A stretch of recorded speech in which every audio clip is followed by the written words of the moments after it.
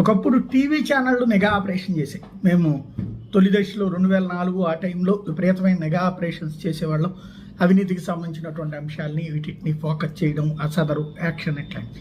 ఇప్పుడు మీడియా అటో ఇటో ఏదో ఒక రాజకీయ పార్టీకి కొలైడ్ అయిపోవడం, అమ్ముడుపోవడం. ఇంకోటి, ప్రభుత్వాలు కూడా ఉద్యోగులని ఏదన్నా అంటే వాళ్ళు ఇబ్బంది పడుతున్నారు కాబట్టి నిఘాలని ఇట్లాంటి వాటిని ఎంకరేజ్ చేయకపోవడం, లేదా అట్లాంటివి జరిగిన వాళ్ళ మీద చర్యలు తీసుకోకపోవడం జరిగింది. దీంతో వాళ్ళ ఉద్యోగులకి ఎలాంటి సెక్యూరిటీ ఉంది అంటే, అధికార పక్షానికి అండగా ఉండి మనకు అక్కడ పనిచేసి పెట్టగలిగిన వాళ్ళు ఉంటే నడుస్తుంది, లేదంటే కనుక అరాచకం. దీంతో ఇప్పుడు జనమే రివోల్ట్ అయ్యి ఇప్పుడు జనమే నిఘా ఆపరేషన్ చేస్తున్నట్టున్నారు. తిరుపతిలో ఆర్టీసీలో పనిచేస్తున్నటువంటి ఒక ఉద్యోగి భార్య ఏఎన్ఎంగా పనిచేస్తుంది.